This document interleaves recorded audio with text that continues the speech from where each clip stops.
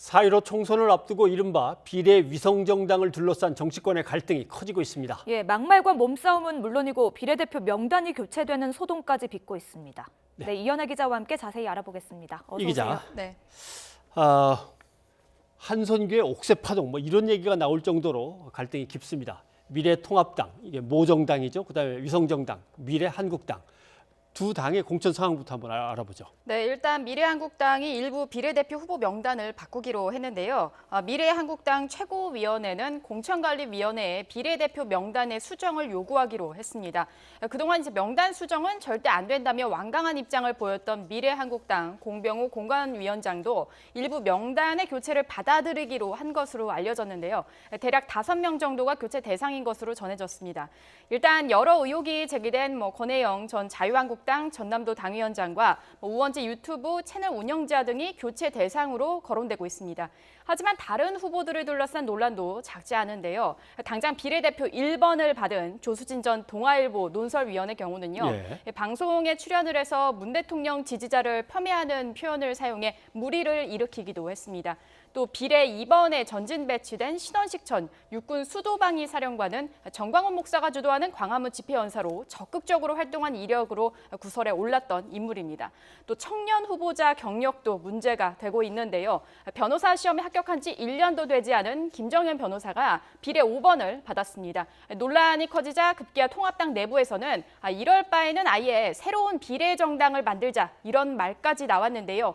일단 일부 명단의 수정 반침을 밝히긴 했지만 여전히 양측의 앙금이 남아있는 상황이어서 논란은 계속될 것으로 보입니다. 예, 다른 논란도 알아보죠. 더불어민주당이 주도하는 비례연합정당 이름은 더불어시민당으로 이제 확정이 됐습니다. 네. 그런데 여기에 참여하는 여부를 놓고 민생당에서 내홍이 심상치가 않다고요. 네, 오늘 오전에 이제 대한신당과 평화당 출신 지도부만 최고위원회의를 따로 열고요. 비례연합정당 참여 안건을 가결 처리했습니다.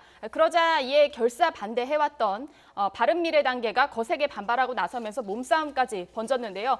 관련해서 직접 보시겠습니다. 선거가 급박하다 보니까 이견을 계속 조율할 수는 없었고요. 갈등을 더 봉합했어야 함에도 불구하고 그러지 못하고 네, 이 민생당은요, 바른미래당과 대한신당 그리고 민주평화당이 제3정당을 표방하면서 통합해서 출범을 했습니다. 이 아무래도 호남을 기반으로 하고 있는 평화당, 이 평화당은 이 내부 대한신당과 바른미래당 출신들의 화학적 결합이 원활하지 못한 모습인데요. 이렇다 보니까 이제 민생당 안팎에서는 이번 갈등을 손학규 전 바른미래당 대표와 박지원 의원을 중심으로 한 호남 의원들 간 대리전으로 보는 시각도 있습니다. 그야말로 동상이몽이 떠오르는 상황인데 당 주도권 다툼이 비례연합정당 참여를 놓고 폭발했다 이렇게 해석할 수 있습니다. 네, 정의당은 애당초 이 비례연합정당의 선을 딱 긋고 발을 디디지 않았기 때문에 그 부분에서는 좀 논란을 피해갑니다만은 자체 비례대표 후보자들 때문에 계속 고충이 있습니다. 그렇습니다. 일단 비례대표 5번 이훈주 후보가요. 공직선거법 위반 혐의로 검찰에 고발당한 사실이 드러났습니다. 서울시 선거관리위원회가 서울 지하철공사 노조 간부를 지냈던 이훈주 후보를 고발한 건데요. 선관위 측은 공사노조 간부인 이 후보가 선거운동을 할 수 없다며 관련법을 위반했다라고 지적을 했습니다. 하지만 이 후보는요, 현행법에서도 서울교통공사 공무원의 선거운동에 대한 이중 해석이 가능하다며 헌재 위헌 결정을 내릴 가능성이 크다. 이렇게 맞섰습니다. 사실 이제 정의당 비례 후보자 논란은요. 이미 1번을 받은 류호정 씨의 대리게임 전력과 또 6번을 받았던 신장식 변호사의 음주운전 전력으로 불거졌습니다. 이런 가운데 오늘 심상정 대표가 관훈 토론회에 참석을 해서 비례위성정당은 위헌이고 가짜 정당이라고 비판의 목소리를 높였는데요. 그러면서 이 민주당 지지자들을 향해서 비례대표 투표에서 정의당을 지지해달라 호소를 하기도 했습니다.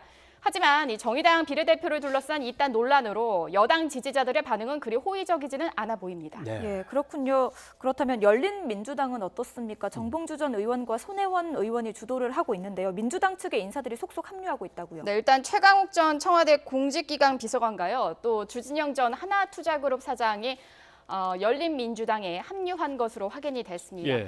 다만요, 조국 전 장관은 고사한 것으로 알려졌고 또 이국종 전 아주대 권영외산센터장과 김의겸 전 청와대 대변인 등도 사양한 것으로 전해졌습니다. 열린민주당은 오는 22일 최종 비례대표 후보자를 공개하고 이틀간 온라인 투표로 순번을 정할 예정입니다. 이런 가운데 손혜원 열린민주당의 공천관리위원장이 더불어시민당 출범을 주도하고 있는 것으로 알려진 양정철 민주연구원장을 작심 비판했는데요. 예. 손 의원은 자신의 SNS에 양 원장이 아직도 문재인 대통령의 복심인지 잘 살펴봐야 한다 이렇게 꼬집었습니다. 민주당 계열의 비례정당 주도권을 둘러싼 힘겨루기로 보입니다만 막판 단일화 같은 극적인 효과를 노린 것이라는 해석도 나옵니다. 네. 예. 뭐 언제고 선거를 앞둔 공천이라는 것이 잡음 없이 끝난 적은 없습니다만은 네. 다만 이런 논란들이 계속되고 하는 과정에서 유권자인 국민이 도대체 어디가 있는 건가 이제 이런 생각이 들 때가 제일 답답하기도 하고 안쓰럽기도 하고 그렇군요. 예, 이 기자 수고하셨습니다. 감사합니다.